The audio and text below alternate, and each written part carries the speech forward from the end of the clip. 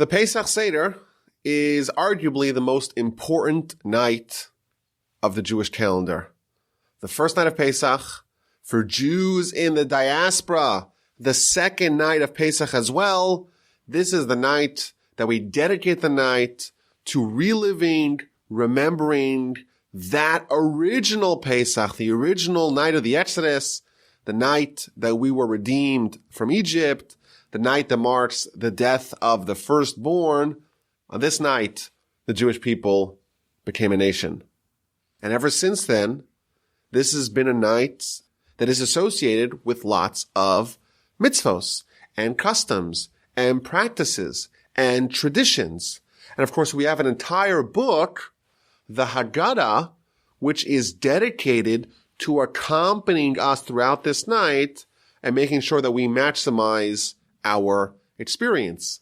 This book of Haggadah, we don't exactly know who wrote it. It's one of either the later Tanaim, the later authors of the Mishnah, or the early Amoraim, the early authors of the Talmud. So think of it somewhere between the 2nd and the 4th century of the Common Era.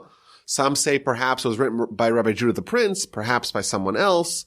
But this is a essentially 2,000-year-old work, a work that I once heard has more commentaries on it, more editions of it than any other Jewish book.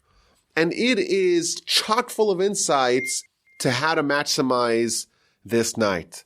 And I think what I wanted to do today, obviously it's impossible to cover everything, all the themes and all the concepts and all the highlights of this night and of the Haggadah, but I think in the time allotted to share a little bit of a perspective, some insights, some ideas, some concepts to make this night as powerful, as special, and as interesting as possible. So let's begin with the night itself. What is this night known for? What is the special power of this night? What is unique about the first night of Passover? So, of course, this is the night that marks the Exodus. It marks the redemption.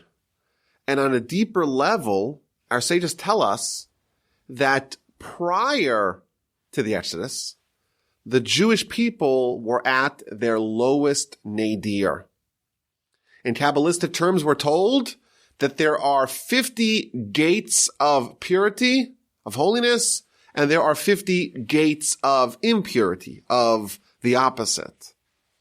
And prior to the Exodus, our sages tell us that the Jewish people were at the 49th gate of impurity, meaning that the doorstep of gate number 50.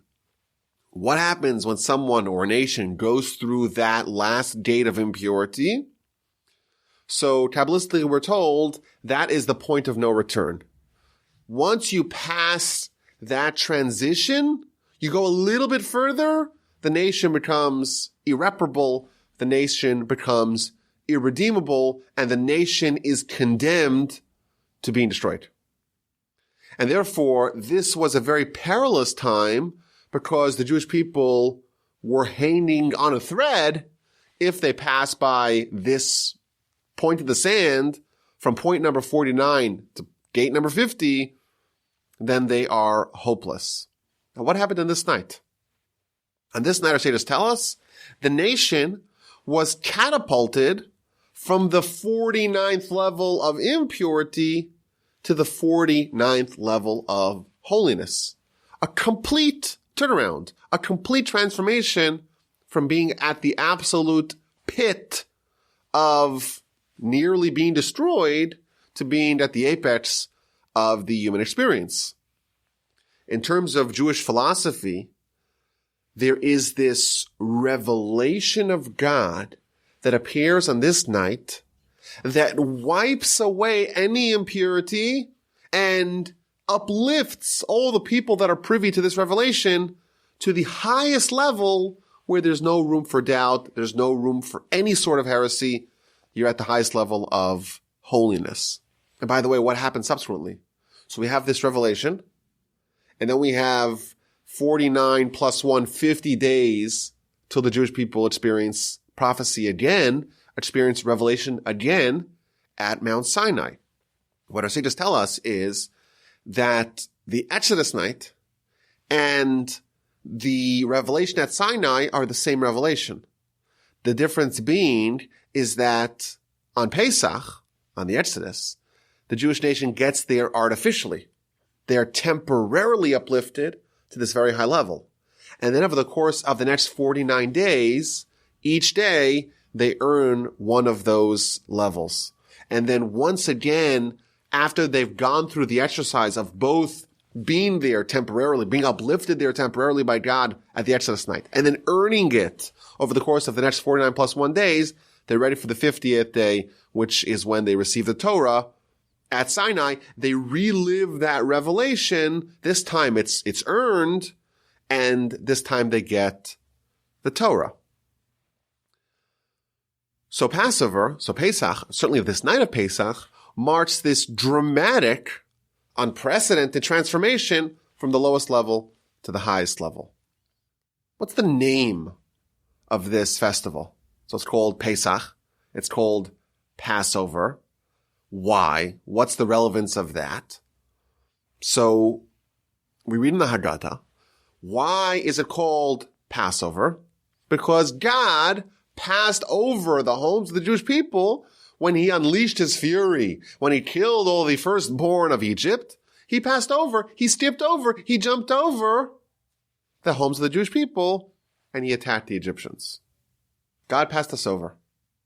That's the name of the holiday. And the question is, isn't that really a sideshow to the story? Maybe it should be the festival of the Exodus.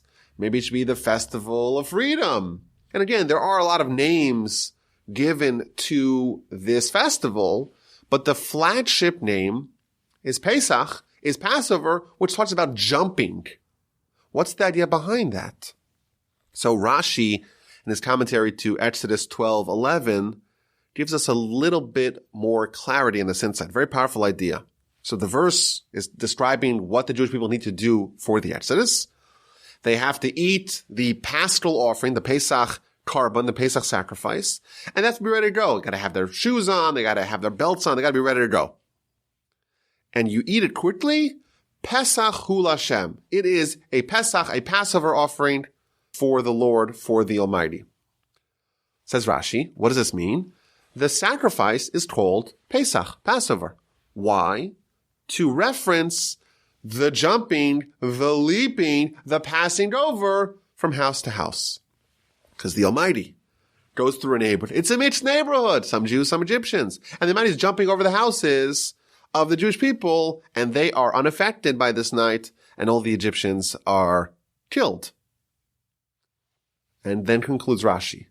And you too, when you do your work for heaven, do it in a way of jumping, of leaping, of passing over as a remembrance for the Exodus.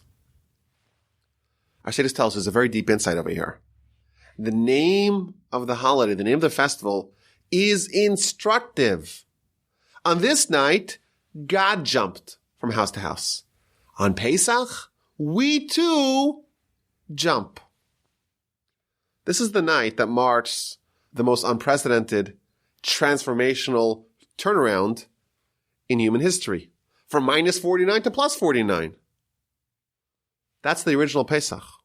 On the original Pesach, there were no small steps for man. It was all about this giant leap for the Jewish nation. And that's the power of the day. On this day, we jump, we catapult, we eclipse, we leave the small, gradual, progressive, cumulative growth for every other night of the year. Tonight, Pesach, we jump, we pass over. All the levels that we need to get to where we want to get, we can skip them.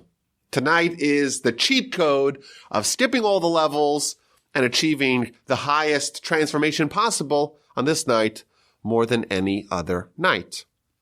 And our sages also point out, and this is a theme that we see throughout the Jewish calendar, we don't view the calendar as being linear, as if every day is a brand new day that's not associated with the times of the past.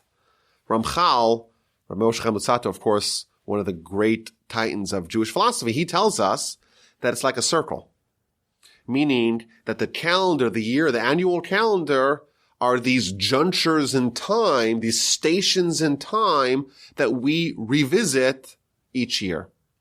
And thus, the same exact revelation that was present at the original night of the Exodus is present every year when we arrive at that same station. The same revelation, the same power, the same ability to pass over, to transform yourself in one instant, to eclipse, to jump, to leap, that appears this night every year. In fact, and we mentioned this in the past, Abraham was eating matzah before it was Tul.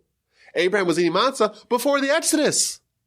And what that reveals to us is that he understood, because he's a prophet, because he's Abraham, he understood that that juncture in time is associated with freedom, and he also understood that matzah is associated with freedom, and therefore it made sense to him, before there was a Jewish people, before he even had any children, certainly before the Jewish people were enslaved in Egypt, and of course before the Exodus, it made sense for him to eat the matzah on this particular night. That is associated with his juncture in time.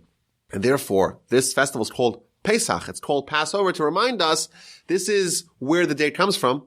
We passed over all the small steps of all the monotonous, little bit, keep your head down, plug away. Eventually you'll get there. That is discarded. We dispense with that attitude on Passover. On Passover, we leap. And our sages add that it's also a day that we could alter the trajectory of our life. You may have been born with unlucky omens. You were dealt poor cards in every area of your life. It could be financial. It could be relationship. It could be children. It could be your health and vitality. Tonight's the night that you can alter that. And by the way, it's been pointed out, this is not only the night for the righteous, for the tzaddikim, for the people that are already holy. Think about it. The Jewish people at this night were at their nadir. They were at their lowest point. And those people were transformed on this night. Certainly, we can have a similar metamorphosis tonight. God himself describes the Exodus as the Jewish people being taken out of Egypt on the wings of eagles. And someone asked the question, wait a minute. Of all the big birds that you could choose, why choose a non-kosher bird? And here's the answer. Yes, the eagle's a non-kosher bird. But you know what happens tonight? Even the people that were impure, that were non-kosher, the people that were not righteous, tonight's their night. Tonight they could be transformed. Tonight God could use them, so to speak, to have this grand leap. One of the great medieval commentators and halaches his name was the Maharil. And like many Jews throughout history, he was a money lender. And he would lend money to everyone, to the greater population. And of course, if you lend money, you want to have some collateral. And many of his borrowers, they were ostensibly wealthy non-Jews, they would give him gold and silver vessels as collateral for his loans. And he writes in his commentary in his halacha that on Pesach, our table has to be adorned like a king's banquet.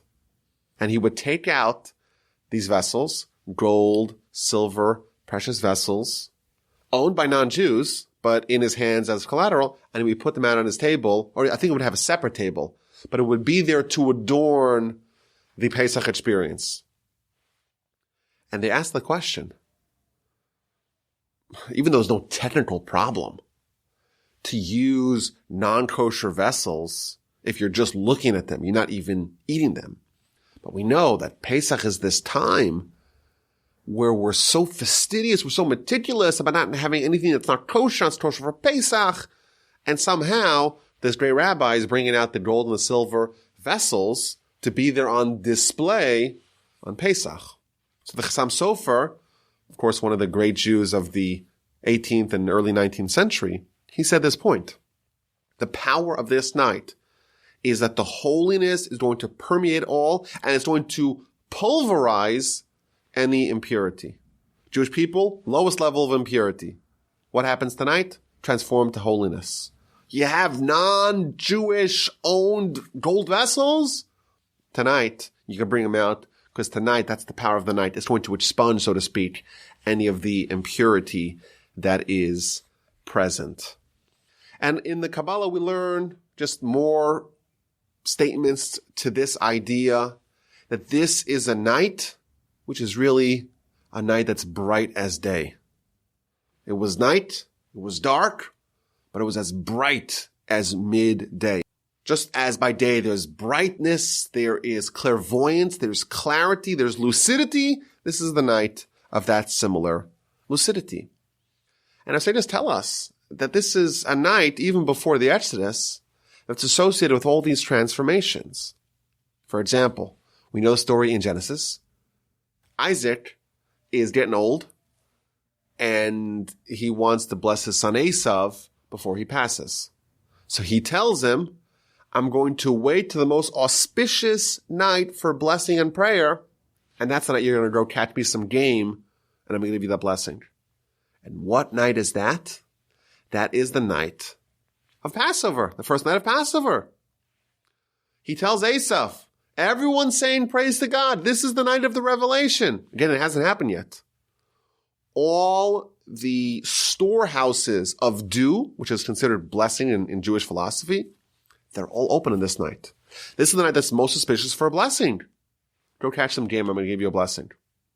And of course, Rebecca is listening again, and she says a very similar message to her son, to the other son, to the twin, to Jacob.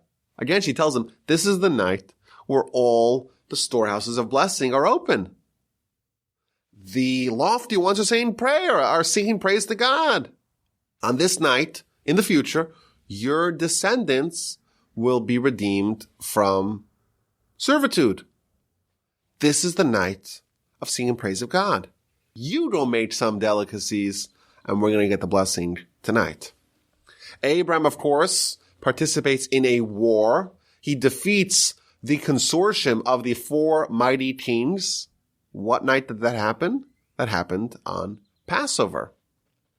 When Jacob is fleeing from his tyrannical father-in-law, who, by the way, makes a very important appearance in the Haggadah, and God appears to Jacob in a dream, that again is the night of Pesach. Oh, and by the way, in the Purim story, Haman has a plan to kill the Jewish people in Adar, of course. Mordechai institutes a fast the preceding Nisan on Pesach. So even though there's 11 months till the decree is supposed to be enacted, on Pesach, Mordechai decrees the fast because that's the way to get people's attention. This is the night of grand transformation. If you're going to make a move, a big move, now is the time. So we see a lot of holiness and power is associated with this night. And again, it's important to remember that this is not just some sort of communal and national idea. One of the central themes of the night is that it is very personal. In fact, the Mishnah tells us in the book of Pesachim, which of course is the book that deals with Pesach, and this is also featured in the Haggadah, in every generation, b'chol dor v'dor, every generation, a person has to view themselves as if they left Egypt. And this is based upon a verse in Exodus. The verse is describing the conversation between a parent, a father, and a son. Tell your son in that day, this is the reason why God took me out of Egypt. This is not something that happens only to our antecedents.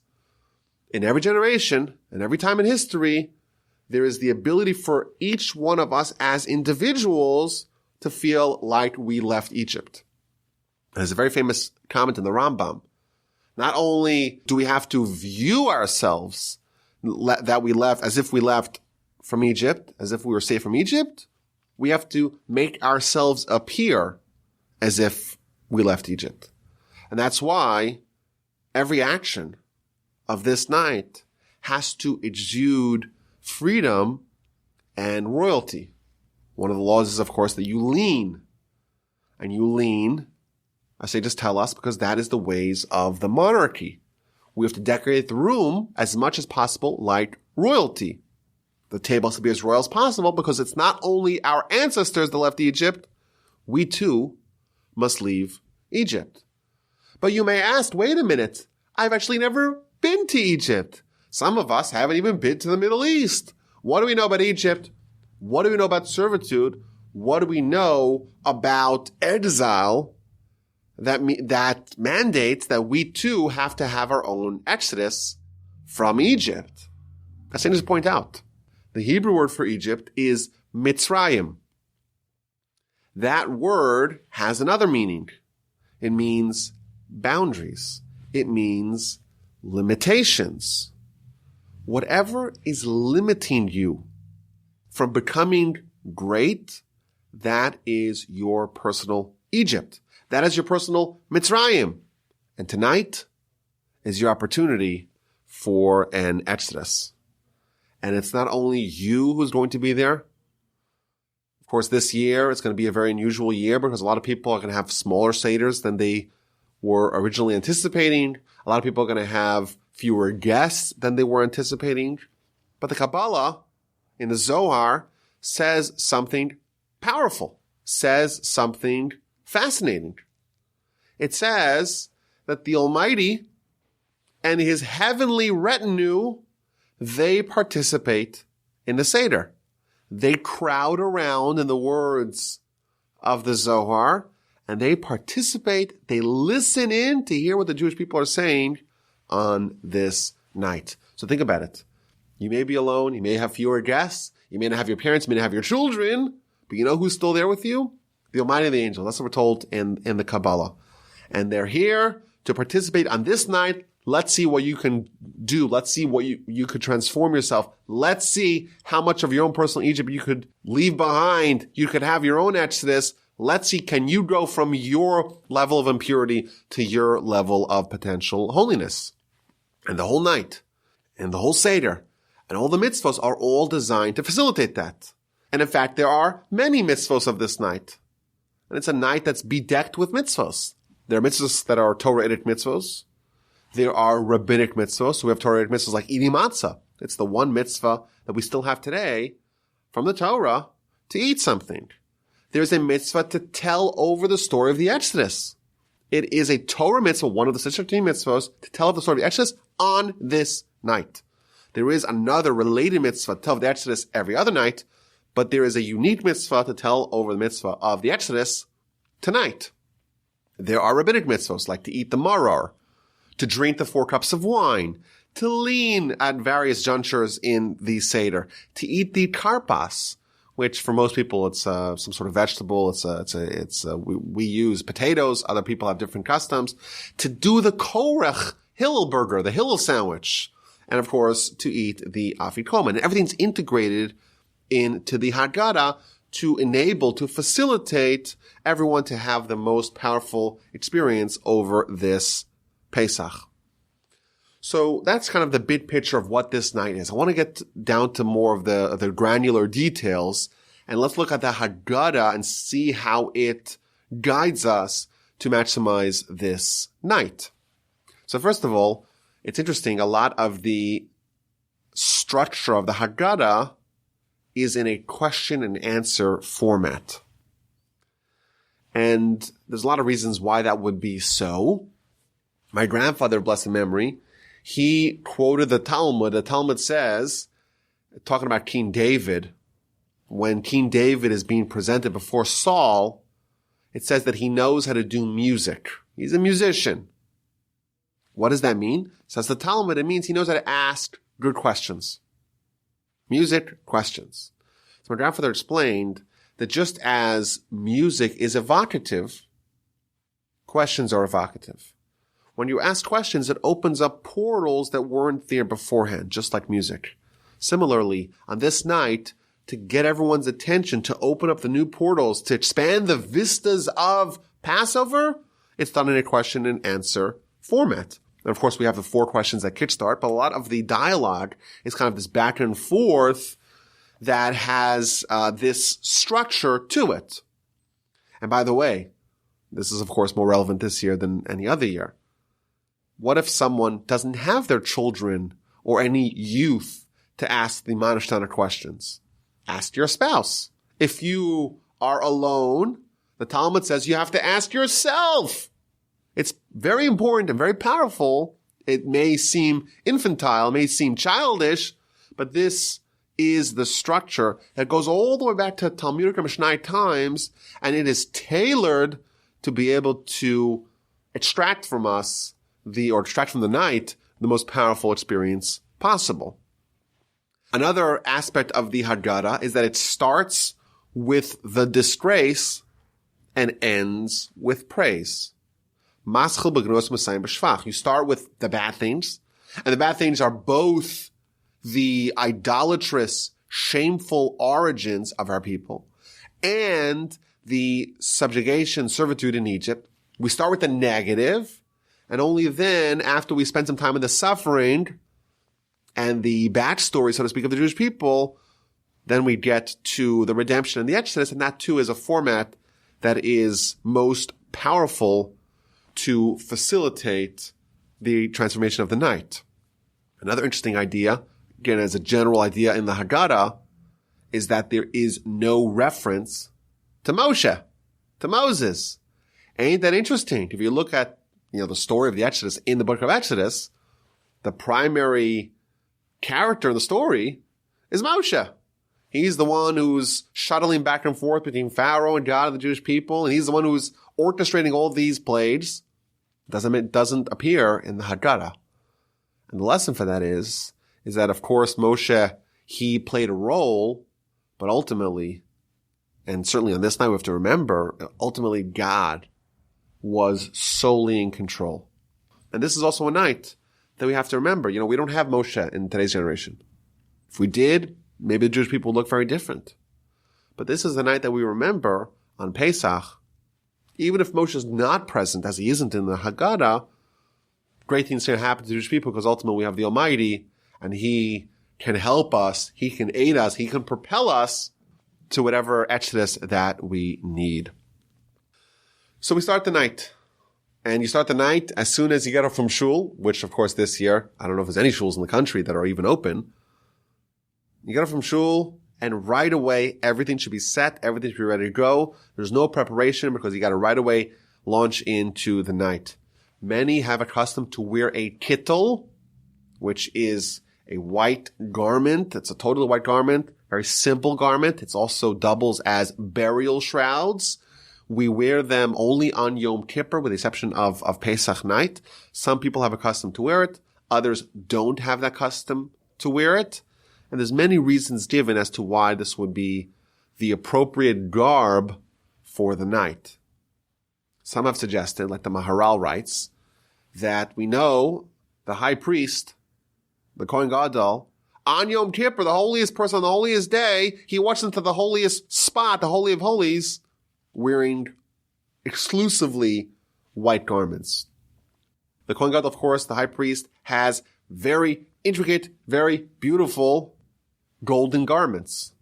On this night, it's a night of purity. It's a night of holiness that rivals the highest person, the high priest, on the highest day, on the holiest day in Yom Kippur. In the holiest place, you wear only white. Other ideas that were suggested is that these are burial shrouds. And the Talmud tells us that the best way to get someone's attention, certainly on a spiritual level, is to remind them about their pending demise. The Yetzer Hara's fiction, the appeal of sin, is only if someone, consciously or otherwise, is ignoring the fact that their life here is temporary. If that is somehow obscured, then there is the possibility for sin. And therefore, says the Talmud, you want to get someone on the right track? You could employ this, don't abuse it, But you can employ it to be able to kind of reorient, rejigger someone's perspective and to once again live life with the proper priorities. When you wear burial shrouds, it is going to psychologically make you think about your own demise. And of course, what happens after you pass? Your ability to do mitzvos has ended. That's it. It's over. The only way that you can advance spiritually is with your children. Because your children are like an extension of you. They do a mitzvah, it can help you, even though you're dead. And therefore, I heard this interesting idea. This is the night that we impart in our children the foundations of our faith, the foundations of our Torah, the foundations of their spiritual world. It's important for you to remember this is vital for you because there's going to come a point in time where you're wearing this not temporarily. You're permanently enshrouded, enveloped in these garments. And who's going to be there? Who's going to be there on your side? Who's going to aid you? Your children. Make sure you do a good job. Don't waste a second of this night in imparting your children with what they need to become spiritually developed. So we're dressed. The table's all set. And we start off with the first of the 15 components of the Seder, and that is Kadesh. Kadesh means to make Kiddush. You pour a cup of wine, and you make Kiddush like you would do for any other festival and any other Shabbos. Every holy day is kick-started with Kiddush, and this is going to be the first of the 4 cups of wine that are scattered throughout the Haggadah and the Seder. You start off with the beginning of Kadesh, and then you have Urchatz, Karpas, Yachatz. That's the next 3 components. And then you have Magid at the end of Magid. Magid is the longest part. That's when you tell of the story of the Exodus and all the lessons of the Haggadah. At the end of that, you drink the second cup of wine. And then after the meal is over, you have the third. And then finally at the end of the night, you have the 4th cup of wine. And again, this is a mitzvah to have 4 cups of wine on the night of Pesach, on the night of the Seder. Why 4 cups of wine? Why 4 in general? So just tell us, because when God took us out of Egypt, He described the Exodus at the beginning of Parshas Va'era. V'hodseisi, I'll take them out. V'hitzalti, and I'll save them. V'ga'alti, and I will redeem them. V'lakachti, and I'll take them for my own. There's 4 different words to describe the Exodus, and therefore there's 4 different cups that we have to memorialize them, or to relive them. And by the way, there's a 5th one, Vehevesi, which is a reference to a future redemption, and that is remembered with the cup of Elijah, that ginormous one that we give to Elijah. So what's the question? If you want to relive the 4 languages, the 4 words of redemption, why do you have to have 4 cups of wine? Why don't you have, let's say, 4 matzahs? Wouldn't that achieve the same aim? So the answer potentially is that there's some progression here. Matzah, you have 1 matzah, you have 2 matzahs. The second matzah is not very different than the first. When you have a cup of wine, it can make you a little tipsy. The second cup is going to exponentially compound the influence of the wine. And by the 4th cup is a very different experience than the first cup.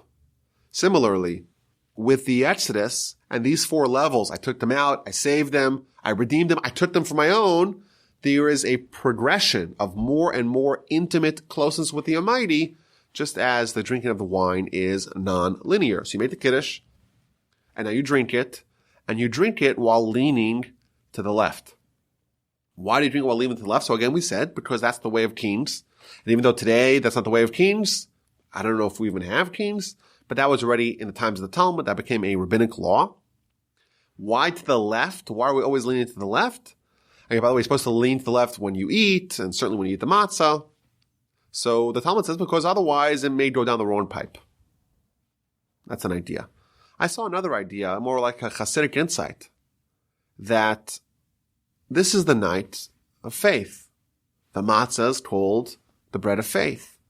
This is the night of revelation. This is the night that we realize that God's behind everything. There is nothing else that has any independent oversight. over our lives, over the world around us, besides for the Almighty. And therefore, my health, my well-being, my family, my income, all that is in the hands of God. And even if sometimes I'm leaning to the left, I don't necessarily put my best foot forward. This is the night I remember that ultimately it's the Almighty who decides everything. And even sometimes if we're a little bit disadvantaged, we could still win if God is on our side. So we make Kiddush and then we wash our hands. Why do we wash our hands? Not to eat. We wash our hands, not to eat the meal at least, for the karpas. And the idea being is that on this night we're kings. And kings wash their hands to make sure their hands are always clean. Not just when they eat a big meal, even when they eat a small little appetizer. Moreover, it's a night of tremendous holiness, and it's a night of tremendous prayer. And just as before you pray, you wash your hands, we're about to launch into the meat of the Haggadah, and therefore it's important for us to get ready for that. And then we move on to Karpas. Karpas is an unusual word. It doesn't appear in all of Torah. It only appears, in fact, once in Scripture. And it is a description of the kinds of curtains that adorned Achashverosh's party, his banquet. Chur karpas utchelas. It's describing the various different curtains and sheets that were there to adorn the palace. And Rashi uses this word only once in all of Torah when he describes the garment or the material of the garment of Joseph's tunic. Joseph is the favorite son of Jacob, and Jacob makes him this tunic, this garment. The Ksones Pasim, says Rashi, what is it made out of? It's made out of karpas, that kind of material. As I just pointed out, that if you look at the story of the Jewish people, the timeline of how they ended up in Egypt, the very first thing that triggered it is this garment. And isn't it interesting that Rashi uses the word karpas to describe this garment, and then somehow at the very beginning of the Haggadah, the very beginning of the Seder, we reference this karpas, this very unusual word. And also, it's been pointed out, what happened with that garment? That garment, the brothers take the garment and they dip it into blood. And we take the karpas and we dip it into salt water. Clearly, that is not a coincidence. In addition, the Talmud does say that the word karpas, very unusual word, is a mixture of two words, samach perech, which means 60, hard labor. 60 groups of 10,000, which is 600,000 Jews, were involved in hard labor. So again, we're at the beginning of the story and we're highlighting some of the bad things. But then I saw an amazing idea, and this I think will be more interesting to someone who understands Hebrew. But the word karpas, if you take every letter, every one of those four letters, you could spell out it could be an acronym for the following axiom. Klal, Rishon, Peh, Sagur. The first rule is keep your mouth shut. That's what karpas stands for.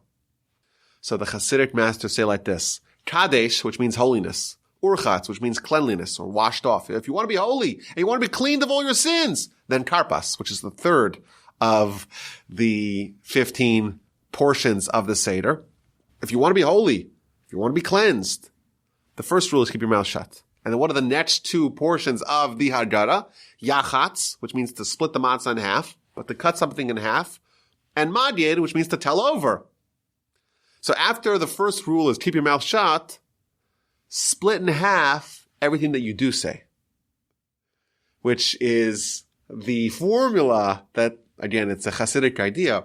You want to become holy? You want to become cleansed? First rule, keep your mouth shut. And the second rule is everything that you do say, split it in half. Even when you do commit yourself to verbalizing something, cut it in half. Be as taciturn, as laconic as possible. So move on to the yachatz. We split the matzah in half. The larger piece is put away for the afikomen. there's a custom, a tradition that kids like to steal it, and then they negotiate at the end of the Seder for something, as a way that if they'll pay it back to you, they'll give you back the afikomen in exchange for a bicycle, whatever it is. And I saw another idea that in Jewish philosophy,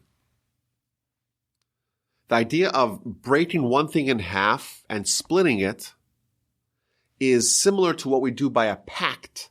Remember, when Abraham and God make a pact, they take the animals, they split them in half. Half to God, half to Abraham. One became two, and thus each holder of each half is connected to the other with their portion. In fact, the word for making a pact, making a treaty in Hebrew is krisas bris, which means cutting a deal. Cutting a deal or cutting a treaty, meaning, or it's symbolized by taking one, splitting it into two, and each one has half of that.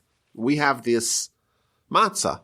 We take it, split in half. Half is, so to speak, for God. It's to the end, for the Afikomen. Half is for us, is symbolizing the closeness that we have with the Almighty on this night. Similarly, we know the matzahs that we use traditionally are round matzahs. And like we mentioned earlier, the time, or the way we view time is this linear circle. On this night, we break out of the cycle. This is the night that we take the round matzah, we crack it in half. This is the time that we could break out of our cycle. We could split in half. We could shatter, so to speak, the ways of the rest of the year, and we could charge ahead, chart a new path for ourselves on this night. And then we begin the Magid. And the Magid, of course, that dominates the majority of the night. It begins with a very unusual proclamation. Halachmani, we lift the matzah and we say, this is the bread of the poor people.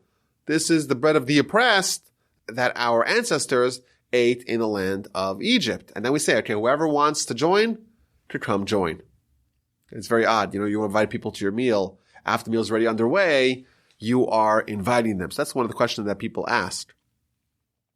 But it's interesting.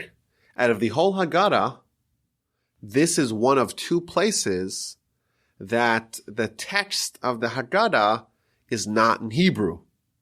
It's in fact in Aramaic. Halach ma'anya, the way you would say it in Hebrew, ze lechem oni. Halach ma'anya is not Hebrew, it's in Aramaic. Why are we speaking Aramaic? To kickstart our Passover Seder. So one of the answers you want to invite people, invite them in language they know. This is the language that people know.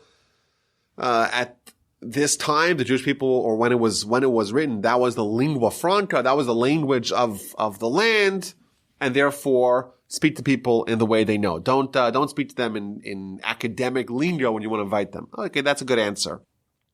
But some of the commentators point out that the Talmud says that there is one language that angels don't understand, and that is Aramaic.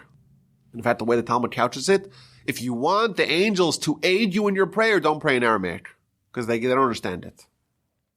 So some of the commentators jump on that insight, and they say that this is a prayer for redemption.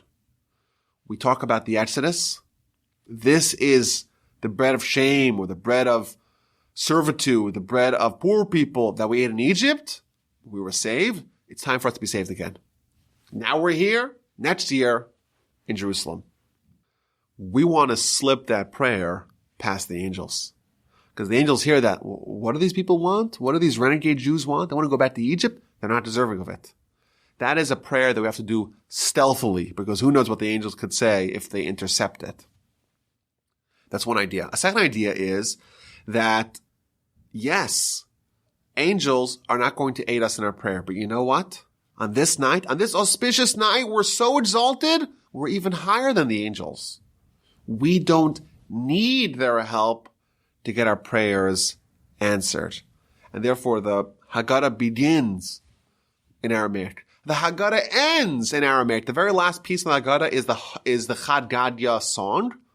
Again, it's in Aramaic, we're bookending the Haggadah in Aramaic to say that this is the night that we don't need any of the angels' help. After we finish that, we begin with the Manishtana.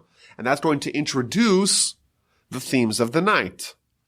And the repeating refrain is Halayla Hazeh, this night. And by the way, that's the only reference in the whole Haggadah to the fact that the night that we're actually saying it is the night of the Exodus. Because we could talk about Pesach many times, but this is the only time that we mention it's this night, not any other night. And by the way, this is the time that we have the children asked. If there's no children, then the adults asked. But if there are children, the children asked. And our sages tell us this is the most auspicious time to pray for your children. Someone doesn't have children, they're infertile for whatever reason. This is the time to pray. If someone does have children and they want their children to be righteous and meritorious, this is the time to sneak in a prayer during the Manishtana introduction, the opening of the Haggadah. After that, it pivots to a abstract, I would say, of the Exodus. And that is the paragraph of Avadim Hayinu. We were slaves to Pharaoh in Egypt, and God saved us. We were slaves to Pharaoh. We were slaves to Egypt. We were enslaved physically. We were enslaved spiritually, and God saved us from there, both spiritual and physical. Exodus, salvation. This is kind of the nutshell of the story. We were slaves and we got out. It's going to be the initial answer to the questions of why this night is different than any other night. And it's going to highlight the fact that God himself took us out of the enslavement of Egypt. We tell the story of the 5 rabbis, 5 of the greatest legends of Jewish history. They're spending the whole night talking about the Exodus. Obviously, they knew the story really well. Nevertheless, they spent the whole night telling the story of the Exodus, and it was the morning already. It was time to pray, and they were still talking about the Exodus. And their students had to come and say, okay, it's time to come pray, because you're reaching the point in the day where it's going to become too late to pray if you continue talking about the Exodus any further. So pointed out that the students arrived in the morning. Where were the students the whole night? Why weren't they participating in the Passover Seder with their rabbis, with their teachers? And the answer is because this is the night that you spend with your family. And therefore, the students were there with their parents, with their fathers. And once it's the morning, once the night's over, now it's time to go back to the rabbis and hear what they have to say. And then it goes to talk about the 4 different sons. This is a night that it's so critical to convey the messages of Pesach to your children. The Torah crafts the correct message to be tailored for each type of child. And then moves on to the question of when. So we have what, we have to whom, and now it's when. Maybe it's from the beginning of the month, maybe it's during the daytime. No, it's at night, the night of the Exodus, the night when the matzah and the maror are there in front of you. And then it goes to the history of the Jewish people. We have a pedigree of idolaters. Abraham's father was a famous idolater. And look what happened to us today. Look where we are right now. Similar again to the themes of the night in general. We were slaves. We became free. We were at the lowest level. We became to the highest level. We were idolaters. And look what happened. We got Abraham out of Terach. And then it goes to the central component of the Maggid, and that is the 5 verses from Deuteronomy that describe someone bringing Bikurim, bringing the first fruit offering to Jerusalem, and the declaration that they say. This is really interesting. If I were to say, you know what, we're going to have a book dedicated to the Exodus, and we're going to quote verses from Scripture, where do you think those verses are going to come from? So most of us would say, well, if it's a story of the Exodus, go to the book of Exodus that tells the whole story in great detail. Yet if you open the Haggadah, you'll notice that there's 5 verses from Deuteronomy that are part of a declaration, an oral declaration that someone who brings Bikurim to Jerusalem says, and those 5 verses, each word of those verses is a paragraph of the story. We say, okay, this word, what does that mean? That word, what does that mean? Isn't it interesting? Isn't it intriguing that we have to go all the way to Deuteronomy to find verses on the Exodus? So there's many answers to this question. One of the answers is, well, if you look at the Exodus, there's a lot of content. You'll read the whole Exodus, the whole book tonight. You won't have time to eat your matzah. You won't have time. It's a busy enough night as is. You won't get to the important things that you need to get to. And therefore, you find a short synopsis in the declaration of the Bikurim. But moreover, the Bikurim story, or the Bikurim mitzvah, our sages tell us, is all about appreciation. And the only verses in Scripture that talk about the Exodus in the context of appreciation are there. And therefore, it's important for us to contextualize this narrative, the story of the Exodus that we want to tell over. The angle that we want to highlight is the angle of appreciation, make it relevant to us. And then it goes through the plagues, and there's a custom to try to reenact them. And some people, they go to the store and they buy the animals, like small little animals, and they just throw them out. They throw fudge at people. The way, again, one of the themes of the night is let's try to keep people's attention. So we ask them questions, we give them treats, make sure the kids are participating in this night's important. So this is a great way to do it, to try to relive the blood. Oh my gosh, there's blood everywhere. Or boils. You're itching yourself. Oh my gosh. Try and talk to Moshe while you're itching every part of your body. Or again, that's a way to try to make the night a little bit more powerful.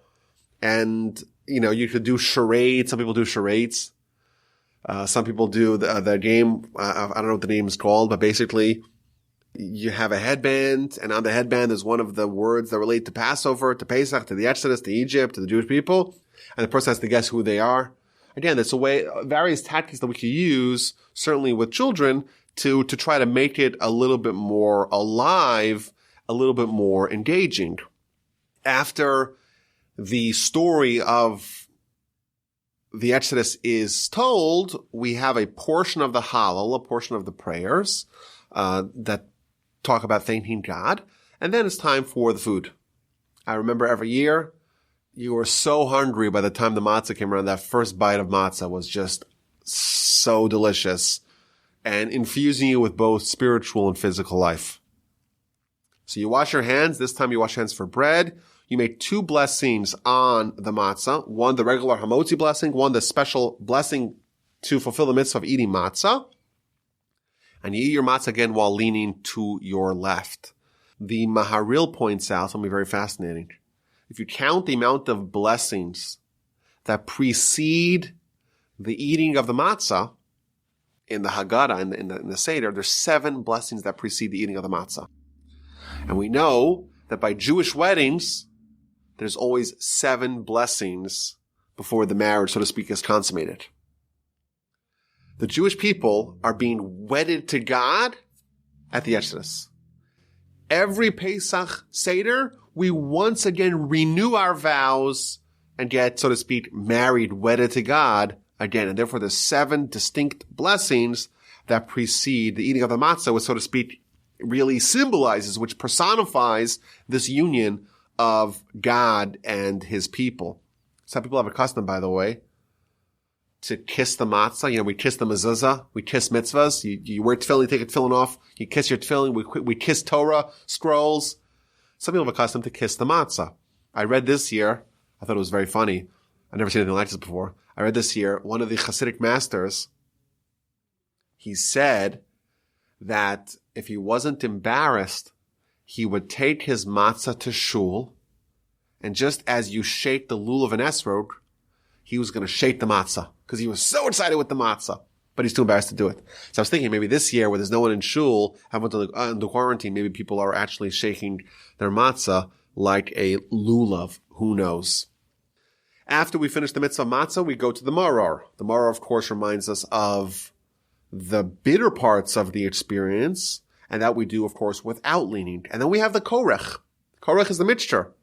Korech is the Hillburger. We have the matzah with the maror in the times of the temple, we also have the meat in there. It's like a great sandwich. And we eat that as a remembrance for the temple. And in the Haggadah it says that this is what Hillel would do in the times the temple was extant. And this time we do lean. So matzah we lean, maror we don't lean, bitter herbs we don't lean, and korach, which is the mixture of the two, we do lean. And the question is obvious. Wait a minute. If you don't lean for the bitter parts, during the sandwich, you have the bitter parts there as well. So why are we leaning? And here's the answer. Pesach, the matzah, is the lesson that God is in charge. It is the bread of faith. When you have the bread of faith, even the maror you realize is from God. Even the bitter pills to swallow you realize they come from God. And even that you could celebrate. If you have just suffering alone without faith, you can't lean. That is some experience that you have to just absorb. You have to tolerate. You can't really celebrate.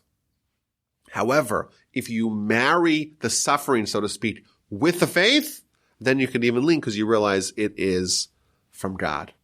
After that's done, Shulchan Aruch, everyone's favorite part. Now it's time for the festive meal. Now it's interesting, the commentaries point out that normally, the festive meal, what does that have to do with the part of the Haggadah? Like the whole thing is all spiritual. That's all unique to Passover. And then you have the celebratory meal, which shouldn't necessarily be part of this experience. And the answer is that even the meal that you would have any other night, and certainly you would have in every other festival, on Passover, it is elevated, and therefore it's part of these 15 junctures. After that, the dessert is the afikomen, which is a memorial of the Pesach offering. Please God, the temple is rebuilt. We bring a Pesach offering, and everyone has a small little bit of meat that we eat. That's the last thing that we eat, like the Pesach sacrifice. That is our dessert, and that accompanies us. That's kind of the feeling that lingers with us throughout the night. After that's done, we make the blessing, the after meal grace. We finish the Hallel. We finish the verses that talk about the singing and the praising of God. And finally, the Haggadah ends with Nirtza, where God is accepting, so to speak, our observance of the night. And we make our pitch, okay, next year in Jerusalem, next year let's do this for real. So that is the structure, and those are some of the insights behind the Haggadah. And again, this is a powerful day. It's a day of great and grand transformations. It's a day that we don't want to lose. We don't want to miss out. It's too powerful. Too powerful for us to ignore, too powerful for us to miss out on it. This is the night that even though it's nighttime, there's a bright light. This is the night that God and the angels are participating. They're there with us. This is the night we can change everything. However, it won't happen on its own. To the degree that we invest in Pesach, to the degree that we invest in the Seder, that's what we will pull out of it. And therefore, it's time of prayer. It's time of introspection. It's time of preparation. If you are not prepared for the Haggadah, then you're going to play catch up the whole night. Prepare the Haggadah, get in the zone, get ready. Everyone's under quarantine. You got plenty of time. There's no excuses this year. Everyone's under quarantine. Plenty of time. Get ready for it. Make sure that the festive banquet is ready ahead of time. Make sure you know all the junctures and all the movements of the night and of the Haggadah. Get ready for it and maximize it. This is the night that we no longer take those small steps. Small steps before Pesach, small steps after Pesach. Pesach, great, giant, transformational, tectonic leaps for mankind. My email address is rabbiwolbe@gmail.com. Happy to hear everyone's emails, even though I may not respond to it till after Pesach. We'll see about that. But it was a great and total pleasure to study this wonderful night with y'all today.